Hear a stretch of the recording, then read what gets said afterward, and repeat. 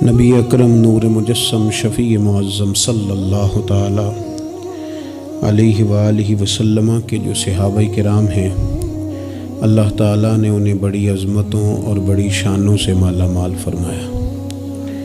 صحابہ کرام علیہم رضوان کے کچھ درجات ہیں، ان درجات میں سے ایک بڑے درجے کے لوگ وہ ہیں جنہیں عشرہ مبشرہ کہا جاتا ہے، یعنی وہ 10 صحابہ جنہیں ایک ہی نشست میں نبی پاک صلی اللہ علیہ وسلم نے جنت کی بشارت عطا فرمائی۔ وہ 10 لوگ جن کو حضور علیہ الصلوۃ والسلام نے ایک ہی وقت میں جنتی قرار دیا، انہی صحابہ کرام علیہم رضوان میں سے ایک شخصیت کا ذکر ہم کرنے جا رہے ہیں جن کا نام حضرت طلحہ بن عبید اللہ رضی اللہ تعالی عنہ۔ نبی پاک صلی اللہ تعالی علیہ وآلہ وسلم نے حضرت طلحہ بن عبید اللہ سے بڑی محبت فرمائی۔ بالکل شروع میں اسلام آپ نے قبول کر لیا تھا۔ واقعہ یوں ہوا، امام بہقی نے لکھا ہے کہ آپ بصرہ تشریف لے گئے تھے، وہاں ایک عیسائی پادری تھا، راہب تھا۔ چونکہ عیسائیوں نے اور یہودیوں نے تورات کے اندر نبی کریم صلی اللہ علیہ وسلم کی عظمتوں اور شانوں کو پڑھا ہوا تھا، تو وہ عیسائی بصرہ میں لوگوں سے یہ کہہ رہا تھا کہ اگر یہاں کوئی حرم کا شخص ملے تو اسے میرے پاس لاؤ۔ حضرت طلحہ بن عبید اللہ رضی اللہ تعالیٰ عنہ وہاں گئے ہوئے تھے۔ لوگ آپ کو پکڑ کے اس عیسائی راہب کے پاس لے گئے۔ اس نے آپ سے پوچھا کہ مکے میں کوئی نیا واقعہ ہوا ہے، کسی احمد نامی شخص کا ظہور ہوا ہے؟ انہوں نے کہا، حضرت طلحہ بن عبید اللہ نے، کہ نہیں مجھے تو نہیں پتا۔ اس نے کہا کہ وہاں احمد نامی ایک شخص کا ظہور ہوگا جو اللہ کے پیارے رسول ہوگے۔ حضرت طلحہ بن عبید اللہ کہتے ہیں وہ بات میرے دل میں نقش کر گئی۔ میں وہاں سے مکہ شریف آیا اور میں نے لوگوں سے پوچھا کہ یہاں کوئی انوکھی بات ہوئی ہے؟ تو انہوں نے کہا ہاں، نبی پاک صلی اللہ علیہ وسلم نے اعلان نبوت کیا ہے اور جناب ابو بکر صدیق نے ان کی اتباع بھی قبول کر لی ہے۔ فرماتے ہیں حضرت صدیق اکبر رضی اللہ تعالیٰ عنہ سے میری اچھی شناسائی تھی، میں ان کے پاس گیا، پھر انہوں نے اس والہانہ انداز میں حضور کا ذکر کیا کہ میں نبی کریم کا کلمہ پڑھ کے حضور کا غلام بن گیا۔ حضرت طلحہ بن عبید اللہ رضی اللہ تعالیٰ عنہ ان 10 صحابہ میں سے ہیں جنہیں نبی پاک صلی اللہ علیہ وسلم نے جنت کی بشارت عطا فرمائی۔ اور حضرت طلحہ بن عبید اللہ رضی اللہ تعالی عنہ ان 8 افراد میں سے ہیں جنہوں نے سب سے پہلے اسلام قبول کیا۔ اور حضرت طلحہ بن عبید اللہ رضی اللہ تعالی عنہ کا شمار ان 5 صحابہ کرام میں ہوتا ہے جنہوں نے حضرت ابو بکر صدیق کے ہاتھ پہ اسلام قبول کیا۔ اور حضرت طلحہ بن عبید اللہ رضی اللہ تعالیٰ عنہ ان 6 لوگوں میں سے ہیں جن کی شورا حضرت عمر فاروق نے بنائی تھی اپنے بعد خلیفہ منتخب کرنے کے لیے۔ اور حضرت طلحہ بن عبید اللہ کی سب سے بڑی فضیلت یہ ہے کہ آپ ان خوش نصیب لوگوں میں سے ہیں جن سے نبی پاک علیہ السلام اپنے وصال ظاہری تک ہمیشہ راضی ہی رہے ہیں۔ اور حضور علیہ الصلوۃ والسلام نے فرمایا جنت میں میرے 2 پڑوسی ہیں، 2 بندے جنت میں میرے ہمسائے ہیں۔ یا رسول اللہ صلی اللہ علیہ وسلم کون سے؟ فرمایا ایک حضرت زبیر بن عوام اور دوسرے طلحہ بن عبید رضی اللہ تعالی عنہ۔ یہ 2 لوگ ایسے ہیں جن کو رسول پاک صلی اللہ تعالی علیہ وسلم نے فرمایا کہ یہ جنت میں میرے پڑوسی ہیں۔ حضرت طلحہ بن عبید اللہ چونکہ اتنے بڑے آدمی ہیں، اتنی بڑی فضیلت کے آدمی ہیں، تو تھوڑا سا ان کی سیرت کے بعض نقوش پر بھی ہمیں آگے غور کرنی ہے۔ حضرت طلحہ بن عبید اللہ رضی اللہ تعالیٰ عنہ کے مزاج میں بہت زیادہ عاجزی تھی۔ اگر کوئی شخص صاحب فضیلت ہوتا ہے نا تو اسے بھی پتہ ہوتا ہے کہ میری یہ فضیلت ہے۔ اگر کوئی عالم ہے، لوگ اسے عالم جانتے ہیں، تو اسے بھی تو پتہ ہوتا ہے نا کہ میرے پاس علم ہے۔ اگر کوئی آدمی صاحب منصب ہے تو اسے بھی تو پتہ ہوتا ہے نا کہ اللہ نے مجھے یہ عہدہ عطا کیا ہے۔ حضرت طلحہ بن عبید اللہ رضی اللہ تعالیٰ عنہ بھی تو جانتے تھے نا کہ اللہ تعالیٰ نے مجھے کیا عہدہ عطا کیا۔ لیکن اس کے باوجود ان کی طبیعت کے اندر عاجزی تھی۔ ایک مرتبہ انہوں نے ایک جگہ پہ لوگوں کو نماز پڑھائی، اور نماز پڑھانے کے بعد فرمانے لگے میں تو نماز پڑھانے سے پہلے تم سے اجازت لینا بھول ہی گیا تھا کہ تمہیں نماز پڑھاؤں کہ نہ پڑھاؤں۔ لوگوں نے عرض کی حضور ہماری تو یہ بڑی سعادت ہے کہ آپ نے ہماری امامت فرمائی ہے، اس میں اجازت لینے کی کیا بات ہے؟ تو حضرت طلحہ رضی اللہ تعالیٰ عنہ فرمانے لگے اگر کوئی شخص لوگوں کی امامت کرائے، نماز پڑھائے، لیکن لوگ اس سے راضی نہ ہوں کہ یہ ہمارا امام بنے، تو فرمایا اس کی نماز اس کے کانوں سے اوپر تک نہیں جاتی۔ لہٰذا میں نہیں چاہتا کہ زبردستی تم پر مسلط ہوں، میں چاہتا یہ تھا کہ پہلے تم سے پوچھ لوں پھر تمہارا امام بنوں۔ یہ مزاج کی عاجزی، اور طلباء کو، علماء کو، آئمہ کو یہ سبق دینے کے لیے کہ اگر تمہیں اللہ تعالیٰ منصب عطا کرے تو وہ منصب پھر بھی تمہارے اندر عاجزی ہی پیدا کرے، انکساری ہی تمہارے مزاج کا حصہ بنے۔ اللہ تبارک و تعالیٰ نے حضرت طلحہ رضی اللہ تعالیٰ عنہ کو مال بھی عطا فرمایا تھا، لیکن اس کے ساتھ ساتھ خرچ کرنے کا شوق اور جذبہ بھی اللہ نے انہیں دیا تھا۔ ایک شخص پر 30,000 دینار کا قرضہ تھا، سارا ہی انہوں نے اپنے ذمے لے لیا، فرمایا تو بے فکر ہو جا، میں تیرا سارا قرضہ ہی ادا کر دوں گا۔ یتیموں، بیواؤں، مساکین سب کے ساتھ فراخ دلی سے پیش آتے، لوگوں کے مسائل حل کرتے۔ اور حضرت سیدہ طیبہ طاہرہ سیدہ عائشہ صدیقہ رضی اللہ تعالیٰ عنہا جو کہ مومنوں کی ماں ہیں، تو ماں سے عقیدت ہوتی ہے۔ حضرت طلحہ بن عبید اللہ رضی اللہ تعالیٰ عنہ کو بڑی عقیدت تھی، ہر سال 10,000 دینار سیدہ عائشہ کی خدمت میں بطور نذرانہ کے پیش کرتے تھے، بطور نذرانہ کے، اپنے دل کی تسکین کے لیے کہ میں اپنی ماں کی خدمت کر رہا ہوں۔ اور خدمت خلق اور دینے کا جذبہ اس طرح کا تھا کہ ان کی زوجہ ارشاد فرماتی ہیں کہ ایک دن میں انہوں نے 1,00,000 درہم اللہ کے راستے میں خرچ کیا۔ لیکن اپنی ان کی کیفیت یہ تھی کہ انہیں نماز میں مسجد جانے میں اس لیے دیر ہو گئی کہ ان کا کرتا پھٹا ہوا تھا اور میں کرتا سی رہی تھی، تو کرتا سیتے سیتے دیر ہو گئی تو ان کی جماعت رہ گئی، یعنی اللہ کے بندوں پر خرچ کر دیا لیکن اپنے اوپر انہوں نے خرچ نہیں کیا۔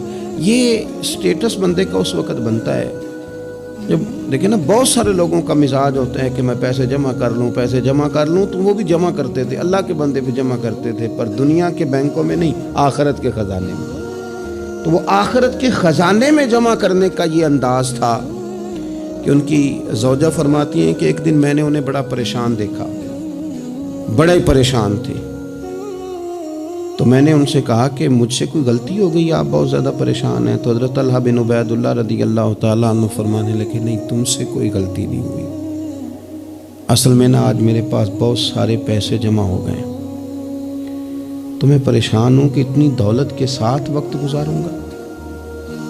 کتنی بلڈنگوں پہ راضی ہے مسلمان، سرمایہ آتا کسے برا لگتا ہے، کس طرح لوگ پیسہ چھپا چھپا کے رکھتے ہیں، کس طرح لوگ اپنی بے نامی جائیدادیں بناتے ہیں، کیا ترتیب لوگ اختیار کرتے ہیں مال کو کسی طریقے سے سنبھال کے رکھا جائے، خرچ نہ ہو۔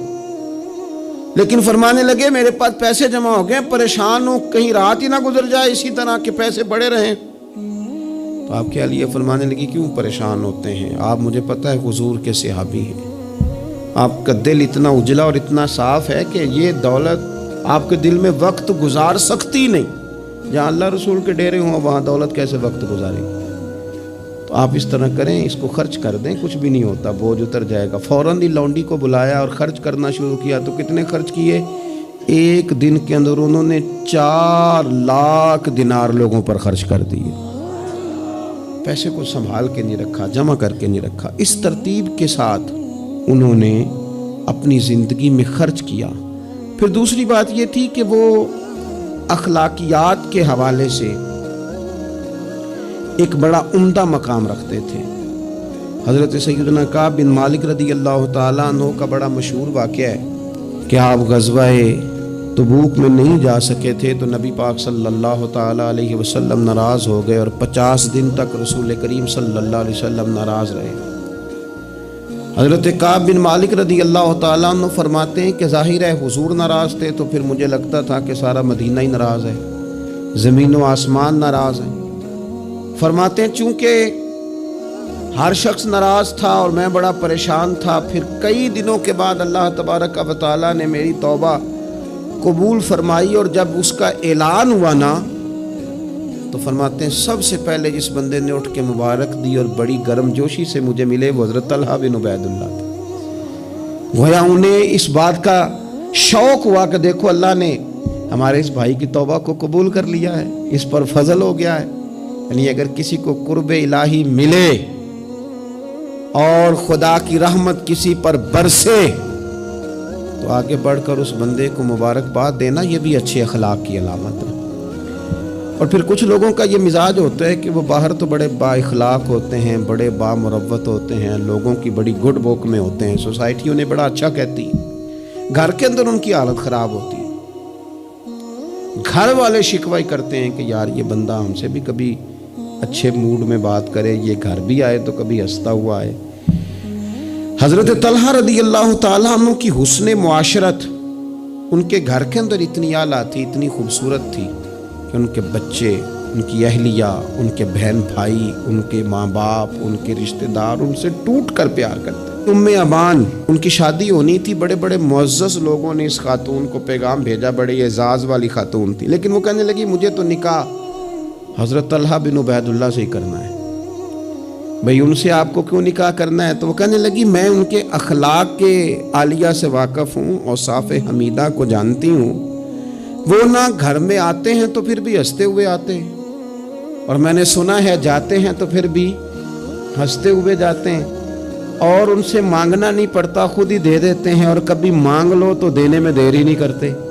اور فرمانے لگی اگر کوئی کام کر دو تو شکریہ ادا کرتے ہیں، اور کوئی غلطی ہو جائے تو محبوب کے صحابی کی شان یہ ہے کہ فوراً معاف کر دیتے ہیں۔ تو ان اوصاف کا شوہر اگر کسی کو ملے تو پھر اس خاتون کو نکاح کرنے میں دیر نہیں کرنی چاہیے۔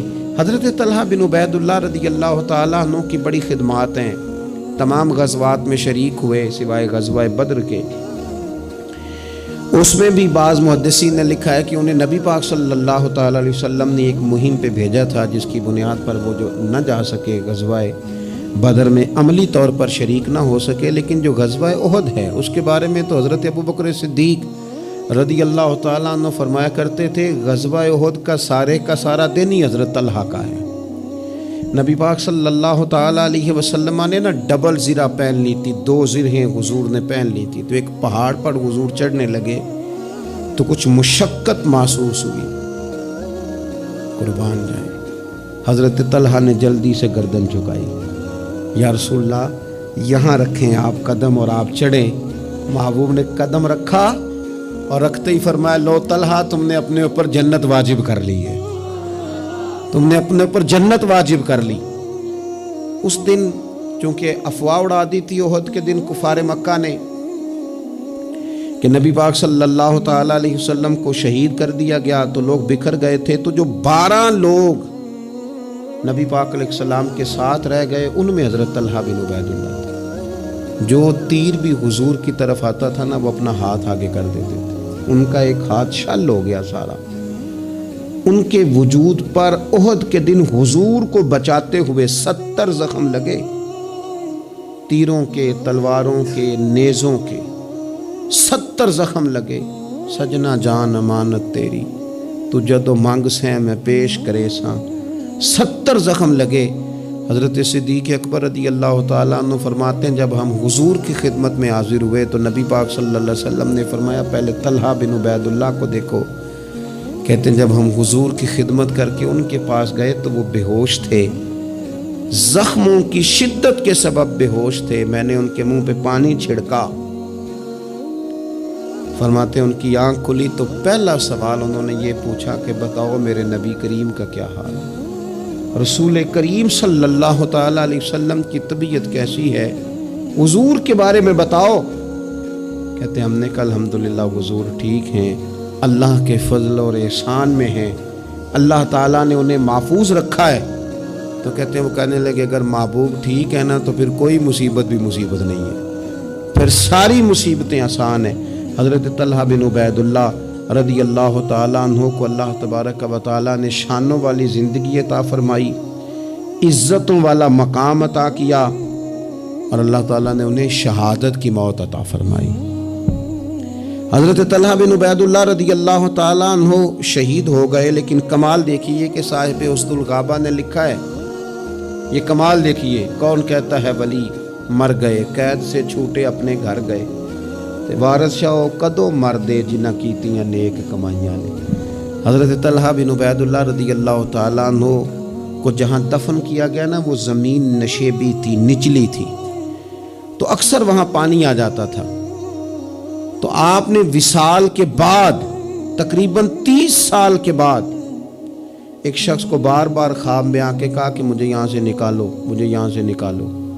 وصال کے بعد بلے شاہ ایسا نہیں مرنا، یہ تے مر گیا ہی کوئی اور، نکالو۔